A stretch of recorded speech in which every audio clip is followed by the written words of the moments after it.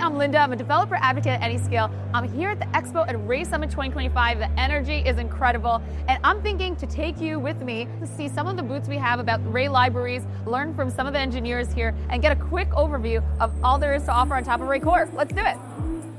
Okay, so we're at the Ray Data and Train booth. You can tell it's really popular. Data and training, you know, the two things you need for distributed training. You got to start with the pre-processing. You have to do the model embedding. What is, for people who don't know, Ray Train and Ray Data?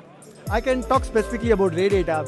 So we are solving a few problems in structured data processing, like cloud scale joins and group bys and whatnot, and specifically how to do training ingest, basically load a lot of data from like public buckets and then stream the data into the model to actually optimize for throughput.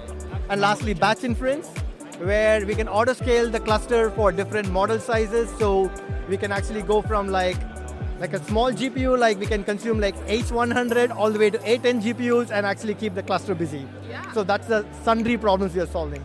What is the benefit for teams using Ray Data? So Ray Data's fundamental benefit is cost. So what we are seeing is Fortune 10 companies actually adopt Ray Data and cut the cost by like 5x and improve throughput by 3x. So that's the biggest advantage of using Ray Data. And what we are seeing is for customers using Spark, and when they're transitioning to Ray, they are seeing huge benefits with throughput and performance and cost optimizations.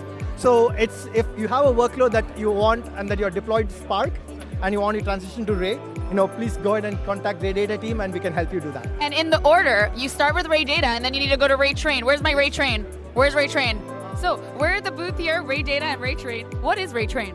So when users enjoy the larger scalability from the Ray Data, if they directly use PyTorch, it will be very hard for them to do the configuration and a bunch of code to add. But with Ray Train, they can just see our example and add several lines and you are good to go. Yeah, because it would be painful if they're only using PyTorch. Right, maybe that's fine for one machine with multiple GPUs. You want to go with multiple nodes with multiple GPUs. That's where and if not, you're doing distributed computing instead of the building, right? What are the most common questions you got here?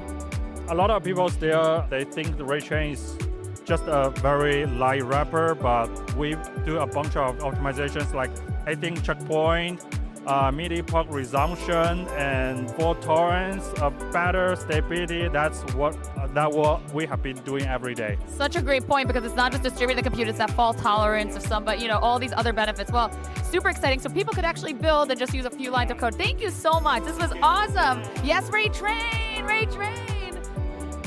We're on the serve section. As you can see, there's 3 people, and we're going to talk about Ray Serve. What is Ray Serve? Ray Serve is a library built on top of Ray that's made of composable deployments where you can scale parts of your deployment independently depending on what kind of compute requirements you need. We provide native support for VLLM in the form of Serve LLM. What are the most common use cases? Yeah, so it's all kinds of model serving. I think a lot of popular deployments have multiple models, so they want to be able to multiplex and serve different models based on the use case. And being able to have, multimodal, large language models, regular, just CPU-only models, and having a composable library makes it really easy to auto-scale up and down as you need. Fantastic. What are some of the benefits you get from using Ray Serve? It's built on top of VLLM.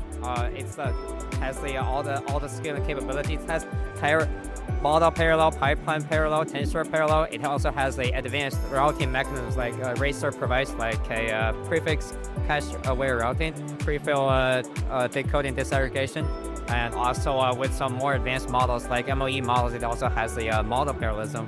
Aware routing built in. Ray Serve handles all of the data routing all the way feeds into the VLM engines. Love it. What have been some of the most common questions you've gotten today at Ray Summit? Yeah, I think, kind of what you just asked about, why use it, what are the benefits, and I think just doubling down, the hardware is expensive and getting utilization, bang for your buck, is probably top of mind for a lot of our customers. The other thing is people don't want to spend all of their time just manually configuring these things, and having things like auto-scaling, being, fault tolerance, things like that, just make the developer experience a lot more smooth. So that's what we've been emphasizing.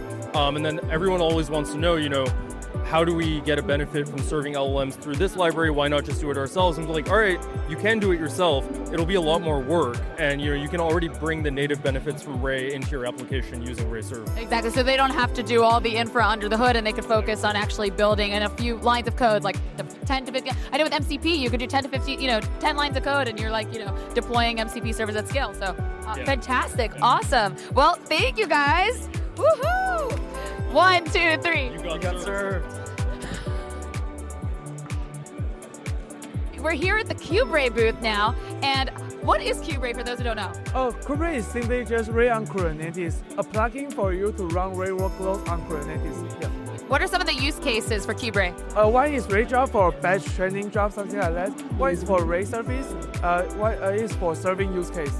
So KubeRay is an operator, right? Yeah. Built on top of it. And technically, what benefits do people have using KubeRay? If you use other framework like Kserve, they didn't deeply integrate with Ray's behavior. So for example, in Ray core, you have Ray autoscaler, and KubeRay can interact with the Ray autoscaler. So KubeRay is the best bridge between Ray and Kubernetes. Fantastic. We love you, RlLib. We didn't find a booth with you, but we will put the text or somewhere here about what RlLib is. And we hope to see you in the next summit 2026. Let's go.